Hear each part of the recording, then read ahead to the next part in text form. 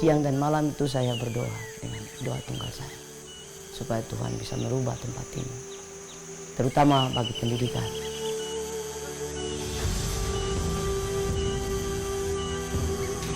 Walaupun tempat ini kata orang sulit, tapi saya bilang tidak sulit. Kalau kita kerja dengan hati, maka segala sesuatu yang akan mengganjal kita itu tidak pernah ada.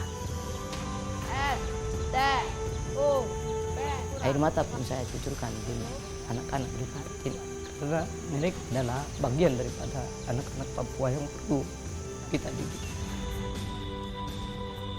Guru jangan menganggap diri sebagai orang biasa, karena guru sebagai penyejuk, sebagai embun untuk menyejuk pada saat kehausan. Guru sebagai pelita untuk menerangi.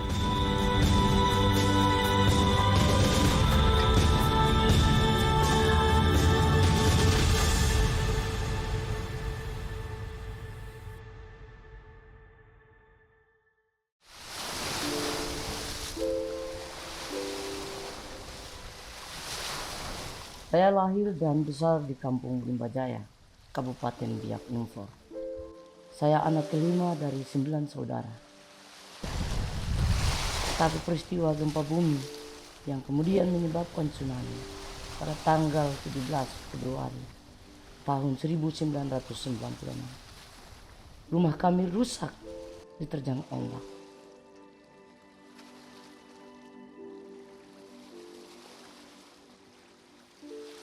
Sesudah kejadian itu, saya putuskan untuk pergi dari kampung.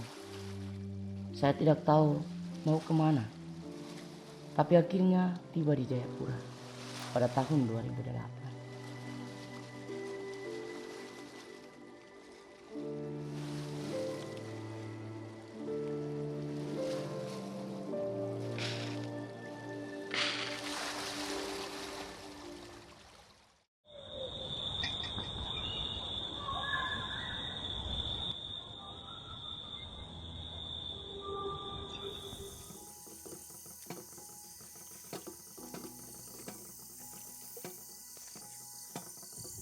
Saya masih ingat waktu itu, tanggal 4 Januari.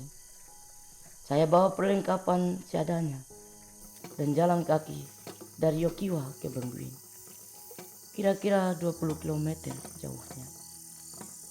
Melewati hutan, saya terus berjalan dan kira-kira pukul 9 malam, saya tiba di kampung Bengguin.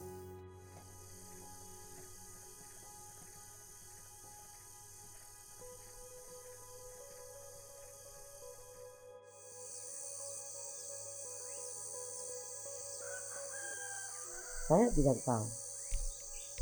Mungkin ada rencana Tuhan di balik semua ini, sehingga saya bisa tiba di kampung Bengguin. Kampung Bengguin sendiri adalah salah satu kampung di Papua, tepatnya di pedalaman distrik Kemto, Kabupaten Jayapura. Saya selalu bertanya dalam hati, kenapa saya tidak datang dan hidup di kota, tetapi saya harus ada di sini dan hidup dengan orang-orang yang saya tidak kenal dan jauh dari kehidupan di kota.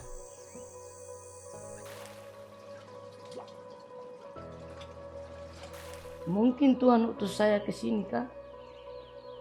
Atau saya yang memang tidak beruntung?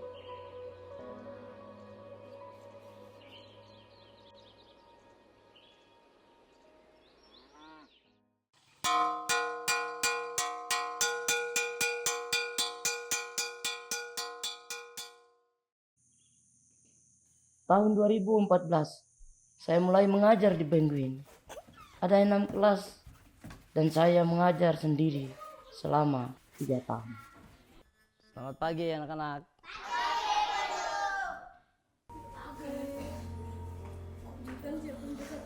Sekolah ini kita harus belajar dari abjad. Kita membaca dulu. Kita mengeja dulu. Ini huruf A. Ini huruf P. 2, 3, 4, 5, 6, 7, 8, 9, 10, 11, 12. Mereka sudah lama tidak sekolah karena tidak ada guru. Sehingga saya harus datangi setiap rumah untuk mengajak anak-anak ke sekolah.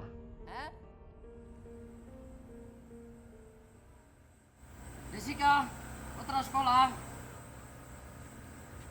Oh, mari sekolah.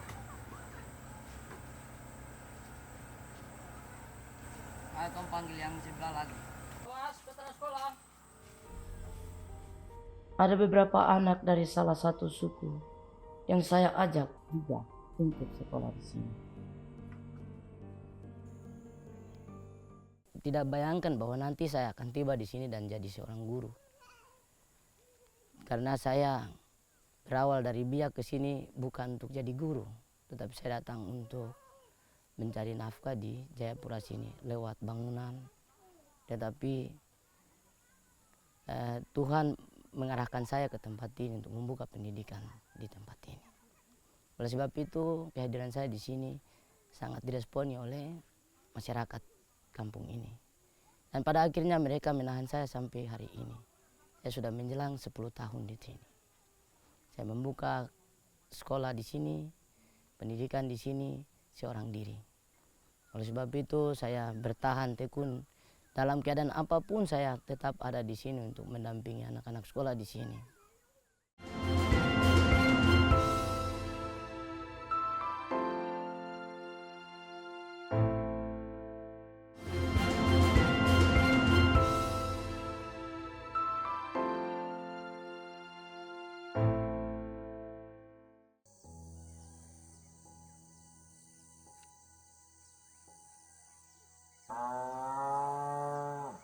Mengajar di pedalaman Papua sangat berat. Selain karena kondisi geografis yang sulit, juga kesadaran orang tua yang masih rendah terhadap pendidikan. Di Papua itu kebanyakan orang tua mengajak anak-anaknya ke hutan untuk berburu dan berkebun agar mereka bisa mendapatkan makan dan bertahan hidup.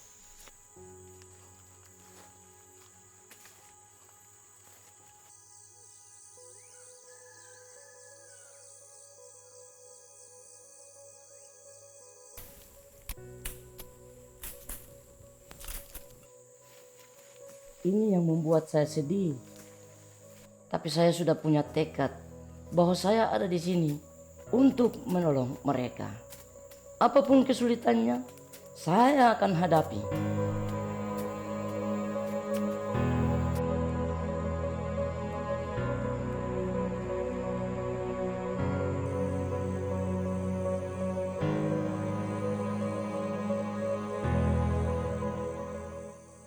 Kampung Bengguin ini kampung yang sedikit maju karena pertama kali dibuka oleh TNI bersama kepala kampung di sini. Mereka membangun sekolah, gereja, dan rumah-rumah warga.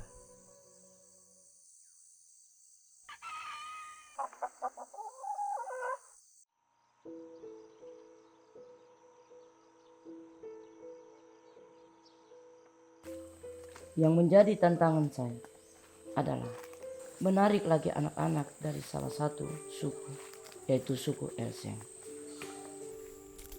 Woi Bapak, Ya, bisa antar saya ke Awon kah? bisa tapi jauh, 1 hari full. Tidak apa-apa, saya tidak tahu bahasa Awon di sana, jadi Bapakku antar saya supaya nanti biar mau malam di jalan atau besok bertanda pulang tidak apa-apa. Yang Bisa. penting saya bisa sampai di sana untuk ajak anak-anak di sana dan turun ke sini dan sekolah. Bisa. Kalau begitu nanti kita jalan.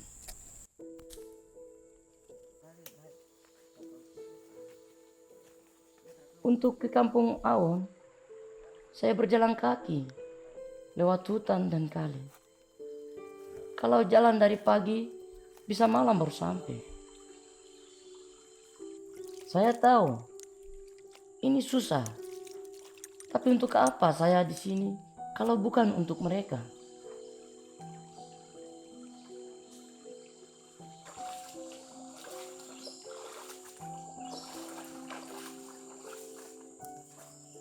Ini mimpi saya sejak pertama kali saya ketemu mereka. Saya ingin bawa 1 atau 2 orang anak dari mereka untuk sekolah di Penguin.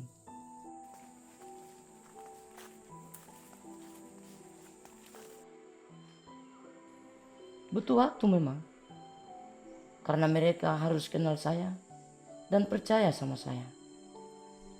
Sebab dengan itu, saya bisa membawa anak-anak mereka untuk sekolah.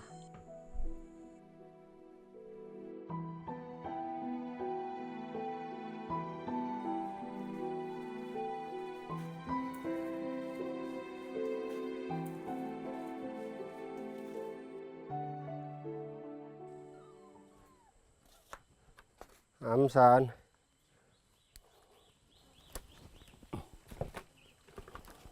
Pagurun kan lah na suskon sa muskon sa sekolah. Muat nasa kahusnakan sa kalak sa Apa kami saksa? Ketetakan mo karisita na menan kapungkasa. mama bilang Kasi saksa.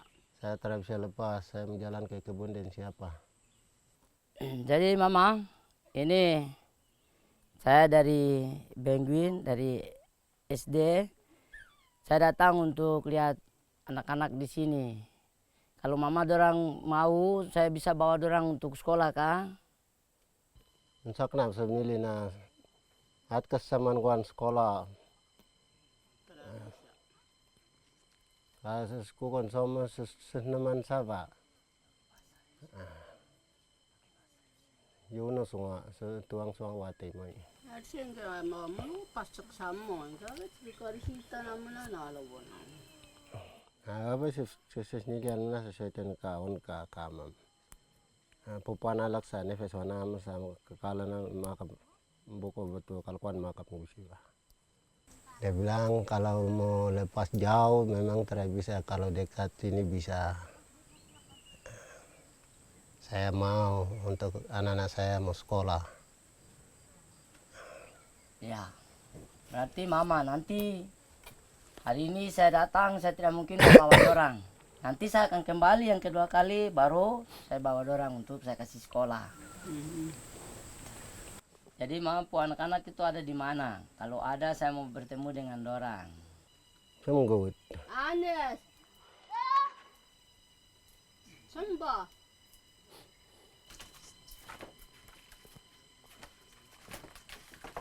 Panggul setelah samanwan sekolah bisa. Ya, jadi hari ini Pak Guru datang. Kamda sudah mengaku untuk nanti ikut pergi sekolah di Penguin. Dan nanti Pak Guru datang yang kedua kali, Pak Guru bawa Kamda pergi sekolah ya. Ya. Jadi Mama begitu. Nanti saya datang baru bawa adik dan dua pergi sekolah ya. Mama jangan khawatir, nanti tetap saya kembali kemari bawa dan dua. Ya. Kakawin kines kau na.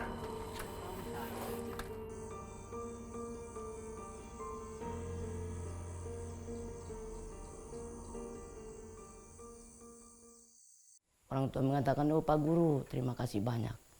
Tadinya kita punya anak tidak sekolah, mereka tinggal. Tetapi begitu datang Pak Guru ke tempat ini, maka anak-anak kami pun sudah mengenal tulisan. Dia sudah bisa membaca dengan baik. Dan itu adalah yang saya buat pada saat itu sampai saat ini. Dan yang paling membuat saya kadangkala berpikir, siang dan malam itu saya berdoa dengan doa tunggal saya. Supaya Tuhan bisa merubah tempat ini. Terutama bagi pendidikan. Yang kedua, kesehatan untuk masyarakat di tempat ini.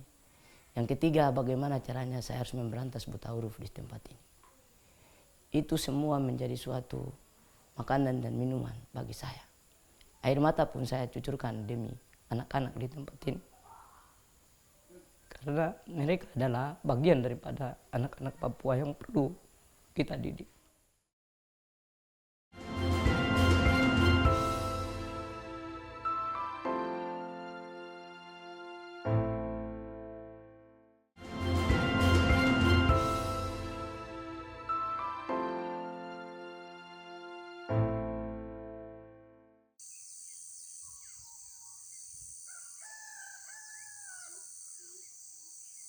Saya bersyukur karena perjuangan saya ada hasil.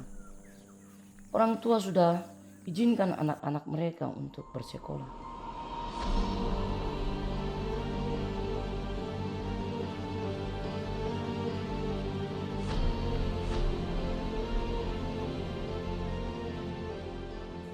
Saya mengajar di SD Bembim Progo sebagai guru honor sejak tahun 2014. Begini ya, ini huruf V. Terus ini huruf W. Ini huruf Z. Sulit memang Ulang. karena Ada menghadapi berapa huruf anak-anak semua? pedalaman itu. Mulai dari A. 1, Kadang saya 2, harus pelajari dulu 3, 4, karakter 5, mereka. 6, Sebab kalau 7, mereka sudah 8, tidak suka, 9, 10, mereka tidak 11. mau ke sekolah. Terus di sini Tapi berapa? kalau mereka merasa senang, S, apa saja yang kita Di sini. suruh, mereka akan kerjakan V. Di sini dengan sukacita. W. Ada berapa huruf? 26 huruf. Nah, ada 26 huruf. Nah, 26 huruf ini tersusun, maka ini yang disebut dengan abjad. Disebut dengan abjad. Ini yang disebut dengan abjad. Ini adalah huruf.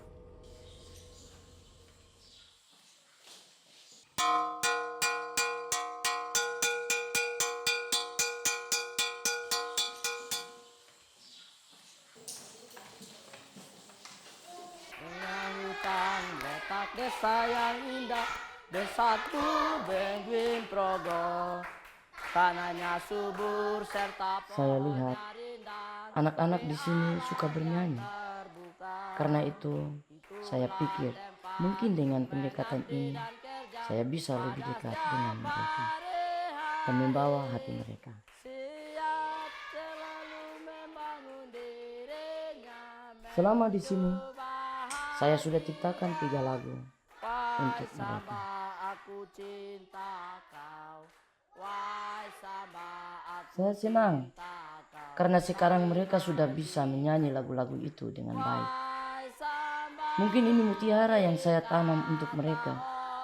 Suatu saat jika saya tidak lagi bersama-sama mereka, mereka akan tetap menyanyi lagu-lagu ini.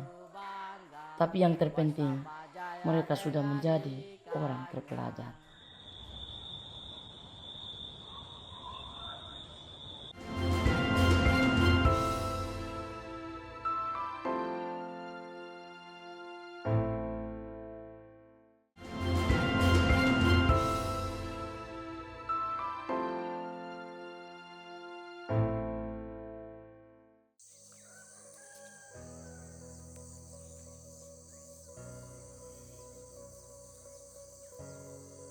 Saya bersyukur pada Tuhan.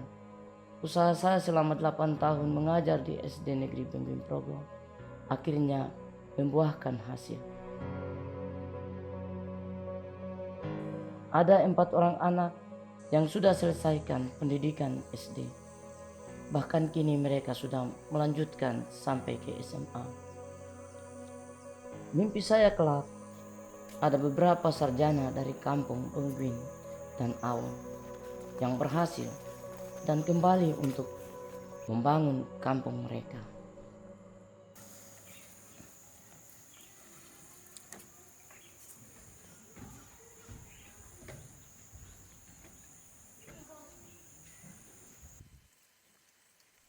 Saya juga akhirnya mendapat piagam penghargaan dari pemerintah Provinsi Papua melalui Dinas Pendidikan. Kampung kami juga mulai diperhatikan oleh pemerintah daerah setempat. Terima kasih karena SD Negeri Bembim Progo juga telah mendapat nomor MPSN, yaitu nomor pokok sekolah nasional, yang memberikan kemudahan kepada sekolah untuk mendapatkan bantuan pemerintah termasuk dana BOS.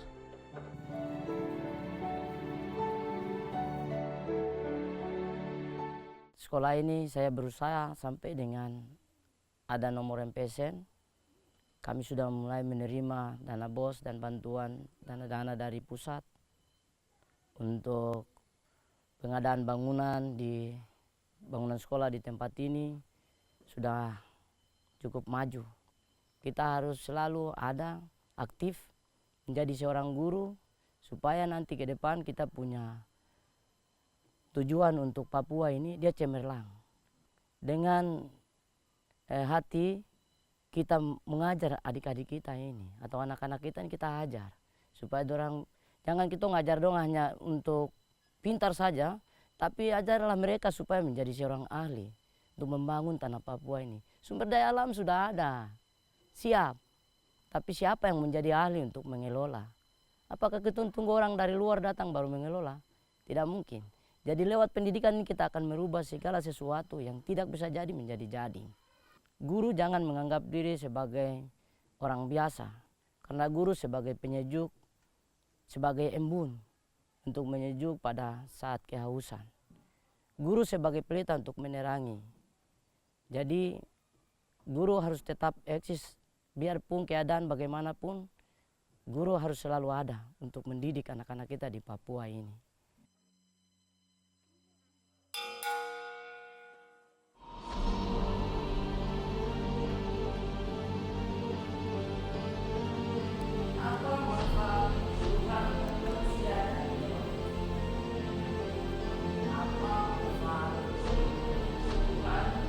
Saya harap pemerintah juga memperhatikan keberadaan 3 guru honor dan 1 guru kontrak yang saat ini bekerja dengan saya agar bisa diangkat menjadi PNS juga.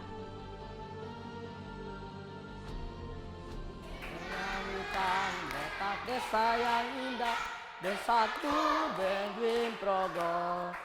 Tanahnya subur serta pohonnya rindang di alam yang terbuka. Itulah tempatku mengabdi dan kerja pada setiap hari-hari. Siap selalu membangun dirinya menuju bahagia. Wahai Samba, aku cinta kau. Wahai Samba, aku cinta kau, kali mandiku. Wahai Samba, dikata orang dengan kali kabur, tapi aku selalu bangga. Wahai Samba Jaya dengan